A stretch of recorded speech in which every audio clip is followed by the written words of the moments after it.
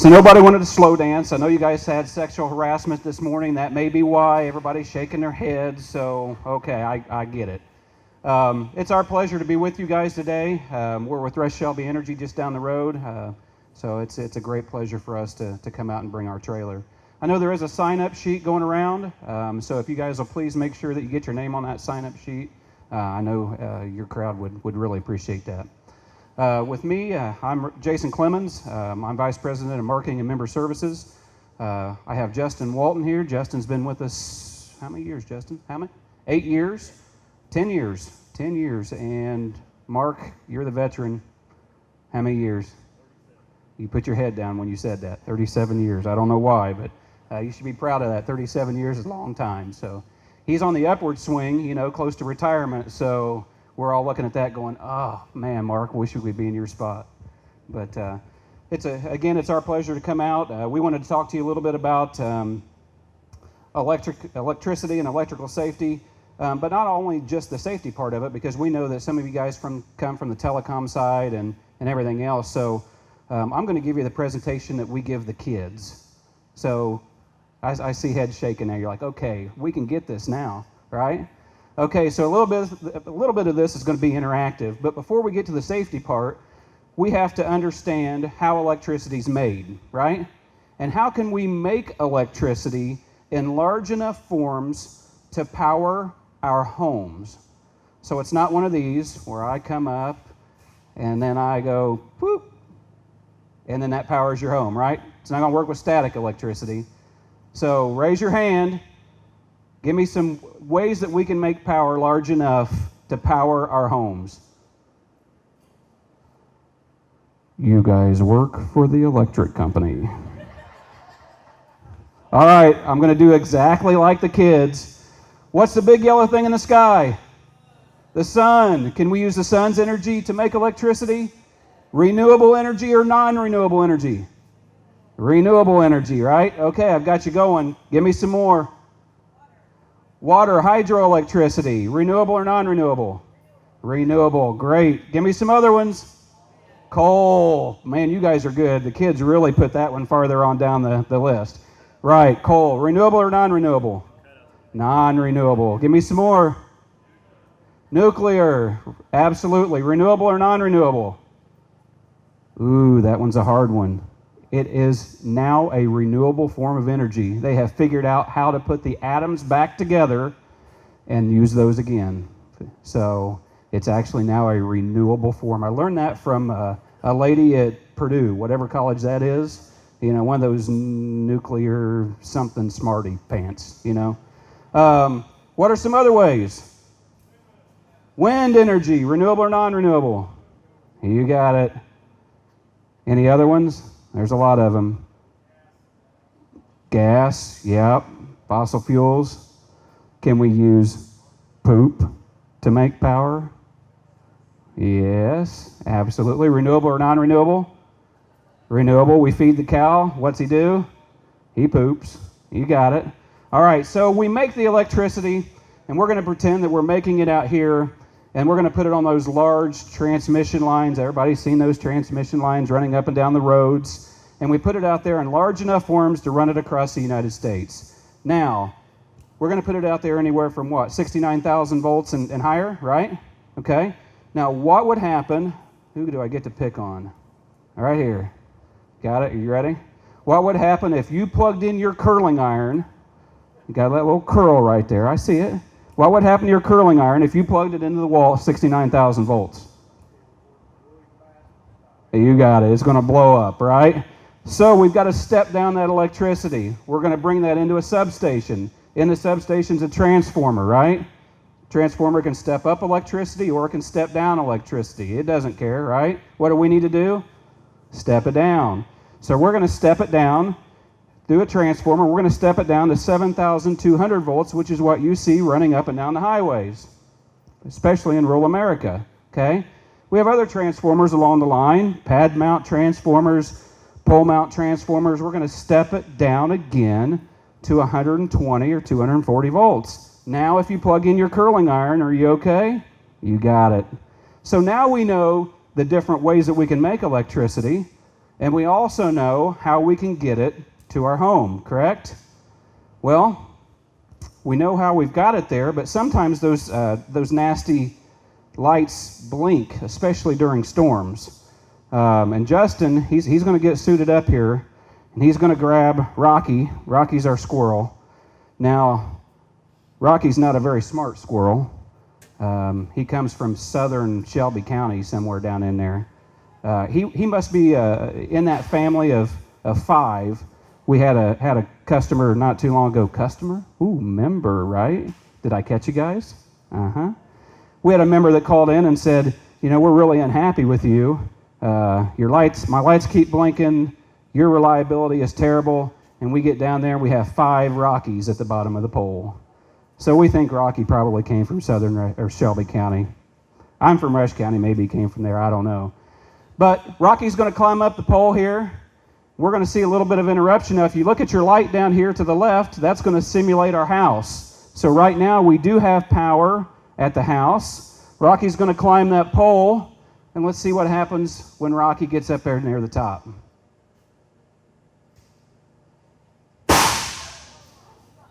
What is wrong with you all?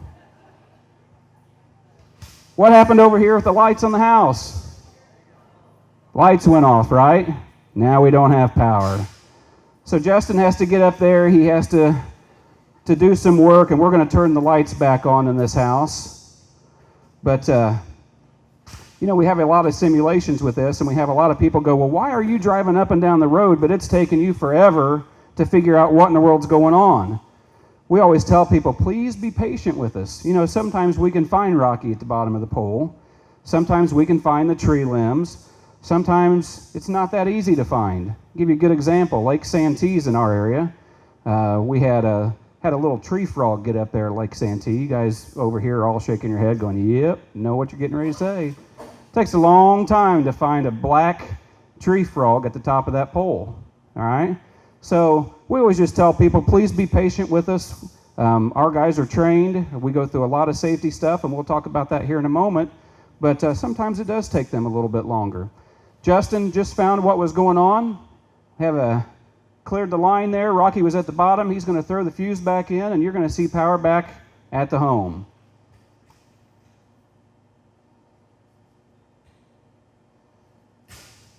And now we have power. Justin, great job. All right. So, look at that. He will be doing autographs afterwards. He'll be at the front of the truck here for anybody who'd like to have that. So, all right, now, another thing that is a common nuisance to us, especially down in our Franklin County area, we have a lot of nasty right-of-ways down there. We would like to have a lot more money so that we can keep those right-of-ways cleared a lot better, but we keep wishing and keep hoping. So this one, we're going to pretend that we're down in Franklin County, down there by Laurel. Anybody know where Laurel is? Ooh, thank goodness you guys don't know where. Oh, over here. You're the one. Don't shake your head. You don't want everybody looking at you. All right. Here we have a bad, nasty right-of-way. Wind picks up. Tree limb gets caught into the line. Justin, let's show them what we got there.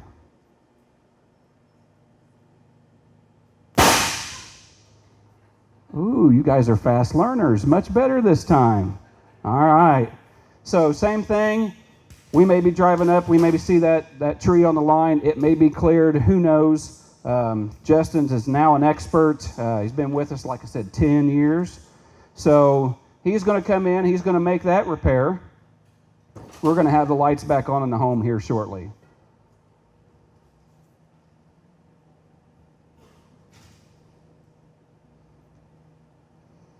Somebody on this side, tell me what he just engaged. What's that thing called? OCR? Oil circuit reclosure. Is that right, guys? All right. So a little bit of a newer technology. Instead of a fuse blowing, we're going to let this tree limb get in here, and we're going to have 3 opportunities for that tree limb to clear itself. All right. You're going to hear some little clicks. And we're going to simulate that. Right there was number 1. There's number 2. And hold it in there, Justin. Okay. And then there you can see the lights went out in the home. So if that tree limb or whatever's causing that problem stays on that line, that OCR will then trip itself. So we had 3 opportunities for that to clear itself, and it did not. Okay? If that tree limb would have gone in there the first time and fallen off, you would have seen a blink at your house, but the lights would have stayed on. Okay? Since it stayed on there, then we had that OCR trip, and now we've lost power. Now we get the phone call, and these guys over on this side of the room get to go fix that. Okay? Any questions on the OCR? All right, you guys ready to do some switching over? All right, while they're doing that, I'm going to talk a little bit about the safety equipment, which you guys were so graciously welcoming to bring, since I forgot ours. Anybody want to model over on this side of the room? Got any models? Look who's jumping it. Is this the jokester of the group or what? Huh? I'll go do it. All right. Actually, well, I don't know. We'll make you the clown in the suit, won't we? Are you a good speaker? You want to speak? Anybody want to hear him? Oh, now his face turns red. All right. So, gloves are rated to 20,000 volts. Is that correct? All right, so each day you're going to do what to those gloves? Test them. Oh, and how are you going to test them? We got a pump up tool. Make sure it holds air. Okay, exactly. So every day before he goes out, he's going to test those gloves to make sure that they hold air. If they don't hold air, then they got a little hole in it. He's not going to go up there and do any work, right? Because here in a little bit I'm going to show you what human flesh is like on the power lines. You guys looking forward to that? Oh, yeah. Who's going to eat that sausage afterwards? I'm going to warm it up for you. All right? All right. So, our gloves and our sleeves are all rated to 20,000 volts. You want to put your sleeves on? Now, why do you guys wear sleeves? All right. So, as he's up there working on the power lines, he wants to make sure that he's not brushing up against anything, right? So, rated to 20,000 volts here. Gloves are rated to 20,000 volts.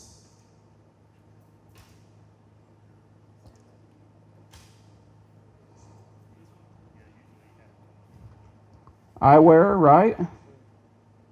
What do you wear eyewear? You want to look good? All right. Going to look good. All right. Going to wear a hard hat. If I can pick it up. It's missing some innards there. We won't make him put the boots on, but dielectric boots. Somebody get a picture. Do you have this camera on this guy right here? Look at that. Put these boots on. I want to see that. All right. Talk to us a little bit about dielectric boots. They're for substations. I know. I don't know much other than that. Okay. Bob, so Mark, come over here. Talk a little bit about dielectric boots for just a moment. Why would you wear dielectric boots and when? Well, you'd wear them anytime you was working energized apparatus. You want to separate yourself from the ground, basically. You want to make sure they're clean and no holes in them. But yeah, basically it separates you from the ground. Okay. All right.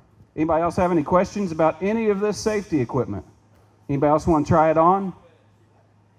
I'm going to put it over here in the side. If I look over and I see somebody trying them on, you're getting brownie points, okay? I didn't say a brownie points. Saw some eyes get excited over there. All right. Anybody like to fly kites? Why do I always look at you guys? I know you don't like to fly. Anybody over here like to fly kites? Does anybody have kids? All right. Well, let me ask you a question. Can kite string conduct electricity? I see some shaking their head yes, some are questionable. All right. So we always look for what before we fly kites? Trees. Thank you for being honest. The kids always look at me and lie. They always go, power lines. And I said, no, you're a liar. I don't really say that, but it's funny, makes a good story. They always look for trees because you don't want to get your kite stuck in a tree, right? But you should always look for power lines, because here in a moment we're going to show you that kite string can conduct electricity. So let's pretend that we're flying our kite and it's way up in the air and it's near a power line. What do? Somebody say, let it go. Right? Let it go. The kids always say, pull it down. Well, if it's over the power lines and you pull it down, what's going to happen? It's going to be on the power lines, right? Okay, so we're going to let that kite string go. And now let's pretend that that beautiful pink kite is draped over the power lines. We've let it go. The string's hanging down. What do? You scream for help, right? Or you grab your phone and you call for help. How many of you were honestly thinking, go get help? Good. Because if you did that, somebody like me is going to walk by and they're going to go, look at that beautiful pink kite. And what just happened? What's electricity always looking for? The ground. It's always looking for the easiest way to the ground. Okay? What is your body mainly made up of? Water. You want to hear a good story? These guys already know this story. They heard it at camp. Was doing this to a group of second graders, had a little girl in front of me, and I asked that question, and she said, juice. What do you think she had that morning for breakfast? Juice. Was she full of juice? All right. Your body's mainly made up of water. Is water a good conductor of electricity? What's a conductor? I'm walking over here to you guys. Sir, what's a conductor? It's a piece of material that can conduct current. So current can move through it easily, right? Very good.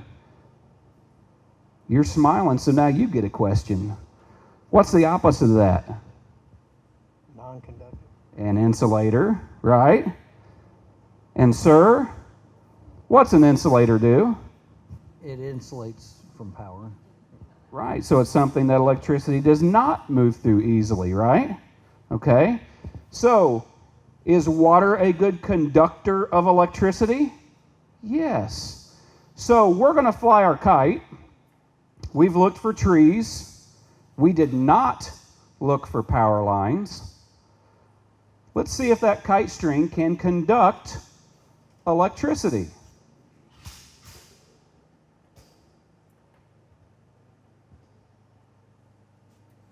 See, they had to put water back on it because I talked too much. Now with kite string, sometimes in that kite string it has a metal filament inside, right? Is metal a good conductor? That makes it stronger. Sometimes we may be flying our kite and there's dew on the ground. Okay? So what we're looking for down here, look on the end. Are we lighting our house up with kite string?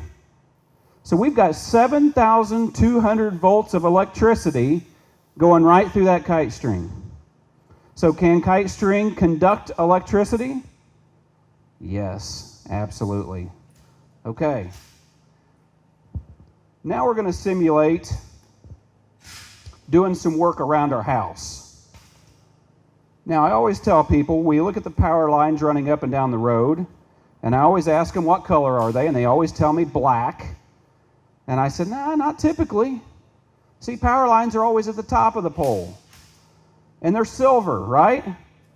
And they're silver because they're uninsulated. So the line running into your home is going to be black. It's typically insulated if it's an overhead line. But the thing you don't know is how long has that line been out there? It may have been out there for 40, 50, 60 years, out in the elements. Maybe we've been throwing footballs back and forth and it's hit it. Maybe the wind's moved it around. Maybe there's a crack in that insulation, who knows?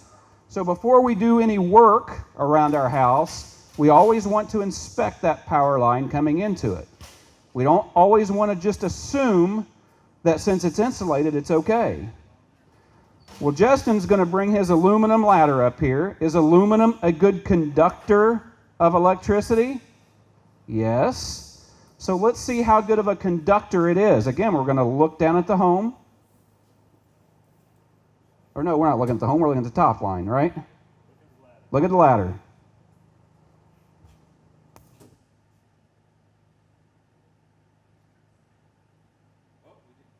We just tripped the breaker. Who can get us going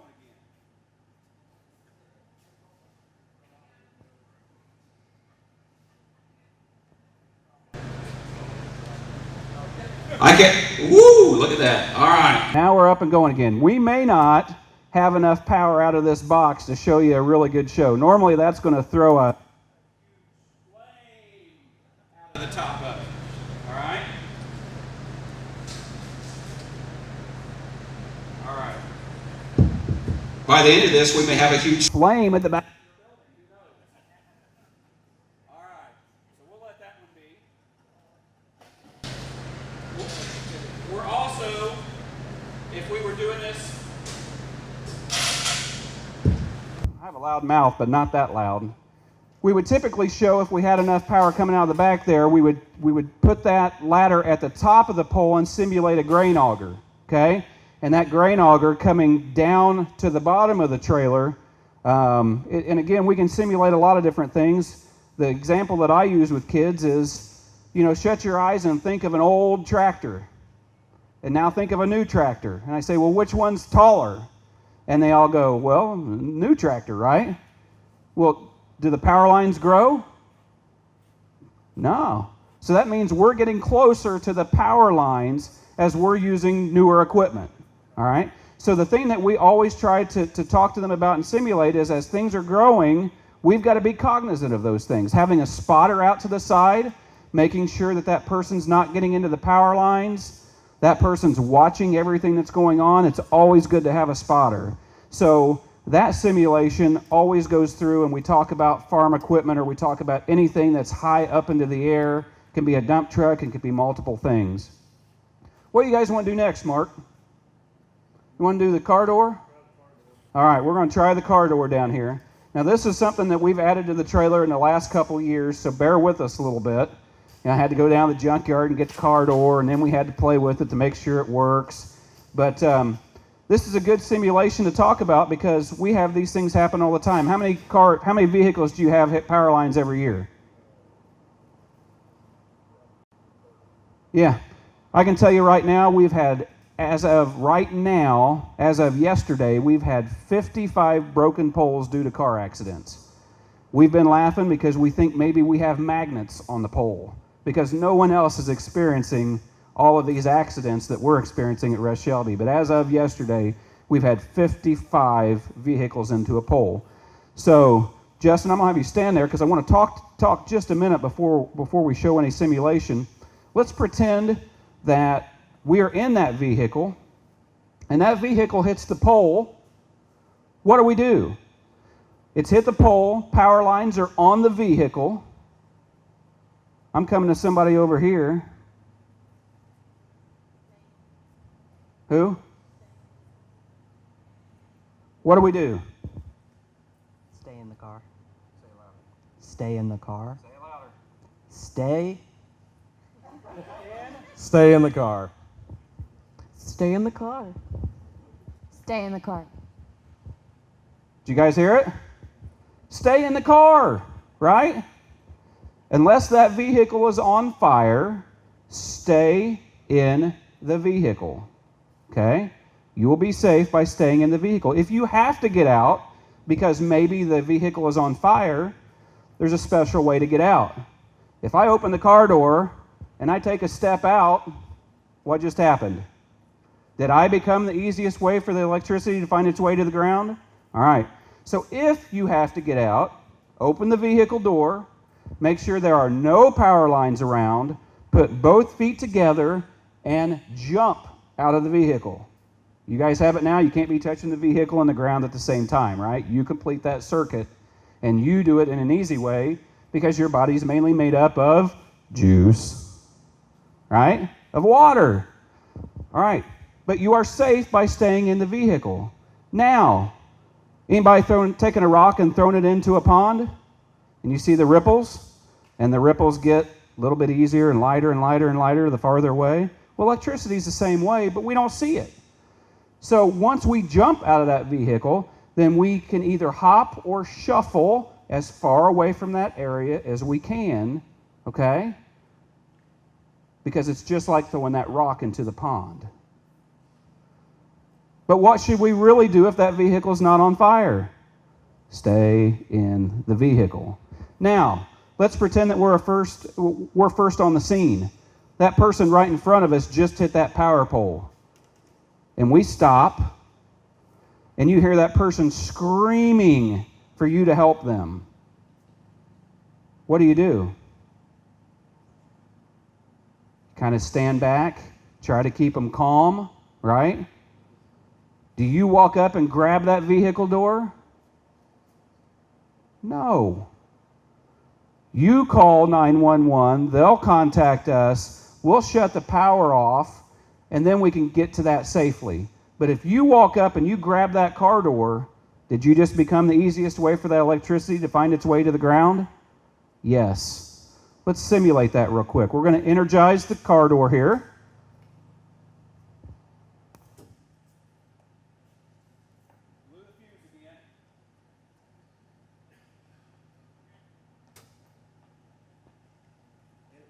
You're probably going to see the same thing. Okay. If we weren't blowing the fuse, you would see a huge flame come off of that car door. Okay? So again, gotta keep in mind what conducts electricity and what's electricity looking for. Okay? That metal car door is energized. If you walk up and you grab it, you just became energized. You became the easiest way for that electricity to find its way to the ground. All right, we're going to simulate one more thing, and that's going to be human flesh touching 7,200 volts. Anybody excited for that? I'm a little nervous because since we've been blowing the fuse, this may not work, so I had you guys all excited that I was going to treat you for lunch, dinner maybe at this point, maybe a snack, I don't know. But if this does it the way it should, we can cook that from the inside out just like that with 7,200 volts. Oh, would you like to have those sausages? Well, let me just go out to my truck and get them real quick. You guys are lucky I remembered to get them.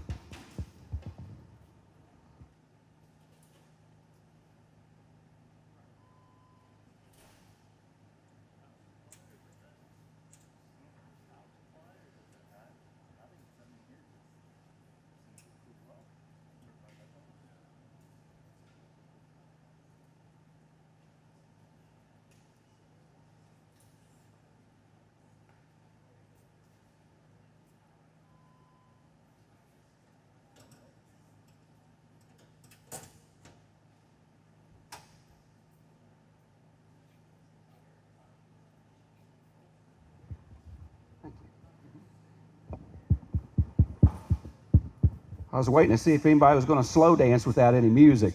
Didn't happen, I guess. All right. There's about 8 little fingers in there, Mark, so just pick one of them. While he's doing that, does anybody have any questions?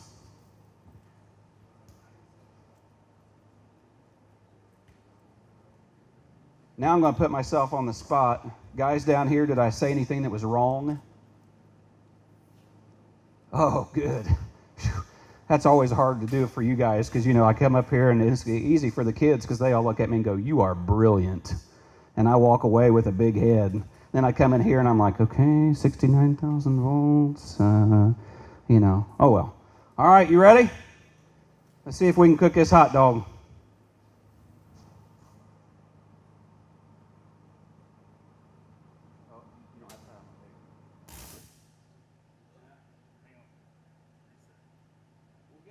times here. Can you imagine laying into that? Because just within a few seconds, that is really going to be smoking. Okay, you can hear that just a little bit. So if that was staying on, imagine that sound in your mind. What a human flesh sounds like when it gets into 3200 volts. Okay, I just let her go at this point, Mark. All right,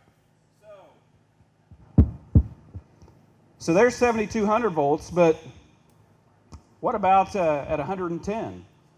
Can you lose your life at 110 volts? Absolutely. There's a guy at Rushville High School up doing some lighting, 110 volts. Screwdriver slipped. He was on an aluminum ladder, and he's no longer with us. Okay? I can give you guys examples all day long. Young man up in Jay County, up by Jay County REMC, was flying a kite, 14 years old. Didn't look for power lines. Looked for trees. Didn't look for power lines. He's no longer with us. You know, there's stories out there all over the place. Reason why we do this for kids, the reason why we do it for first responders, the reason why we do it for you guys is to really bring it into your mind what these things look like, what they sound like, how things can happen. We can do this all day long. We can talk about it all day long, but you really got to think about some of it, and showing you is usually the best way to do it. And so we always enjoy it. We've got a tabletop demonstration. We've got this trailer.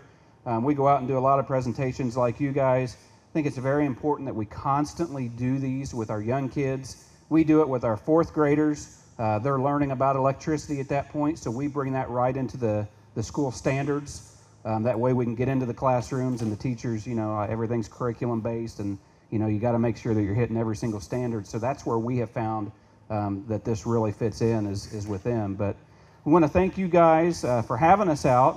I want to ask you one more time if anybody has any questions. Again, there are no silly questions. You know, I'm getting up in front of you guys acting like an idiot up here. Well, I am an idiot, but that's okay. But who has questions? If I can't answer them, we've got some experts all around the room that can. Is it Bob? Thank you, Bob, for coming up. Let's give him a round of applause. He did a great job, didn't he? Not always easy to get up here in front of everybody. All right, if there's no questions, if you don't want to ask in front of everybody else, we'll be tearing down for a little bit, so always feel free to come up and ask us any questions that you have, okay? Anybody else? One last time? Anything else that you guys want us to hit that we didn't hit? All right. On to cornhole, I think, this afternoon. Anybody, you guys got a big cornhole tournament going on? Yeah, we may be sticking around. All right. Thank you, guys.